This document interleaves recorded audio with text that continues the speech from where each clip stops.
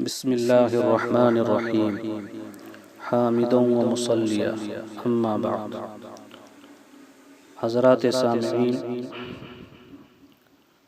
بہت سے لوگ گرمی محفل کے لیے ایسی باتیں کرتے ہیں جو عام طور پر نامناسب ہوتی ہیں، کیونکہ ان باتوں سے کبھی کسی شخص کی دل آزاری ہوتی ہے اور کبھی وہ لغویات اور واہیات پر مشتمل ہوتی ہیں۔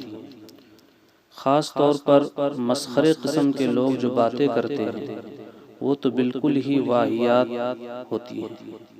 ایسی باتوں سے بالکل پرہیز کرنا چاہیے اور بچنے کی حتی الامکان کوشش کرنی چاہیے، کیونکہ ایسی باتوں کے سلسلے میں احادیث مبارکہ میں سخت وعید آئی ہے۔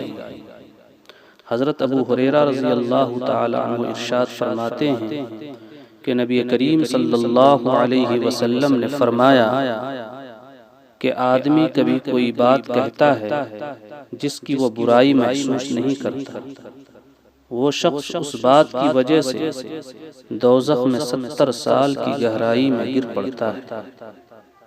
ترمذی شریف ابواب الزہد باب ما جاء من تکلم بالکلمۃ لیضحک الناس۔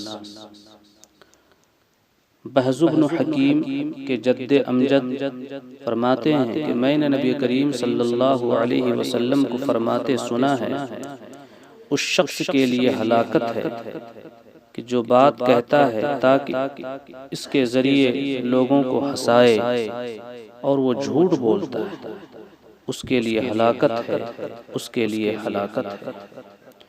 سامعین گرامی قدر، آپ نے ابھی یہ دونوں احادیث مبارکہ سنی جن میں ان لوگوں پر سخت وعید سنائی گئی ہے جو لوگ گرمی محفل کے لیے نامناسب بات کرتے ہیں، جن سے لوگوں کی دل آزاری ہوتی ہے، جو کہ خود بھی حرام ہے، اور کبھی دل آزاری تو نہیں ہوتی ہے لیکن لغو اور بیہودہ باتوں پر مشتمل ہونے کی وجہ سے وہ حرام کی فہرست اور لا یعنی کی فہرست میں شامل ہوتا ہے۔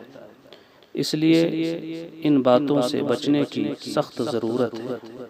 ہاں، اگر کوئی شخص تفریح تباہ کے لیے ایسی بات کہے جو واقعتاً جھوٹی نہ ہو اور اس سے کسی کی دل آزاری بھی نہ ہوتی ہو تو شرعاً ایسی بات کرنے کی گنجائش ہے۔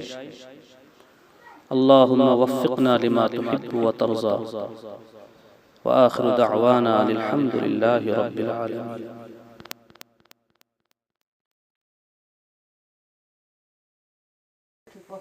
Please subscribe my channel, press the bell icon for more update. Drop a like.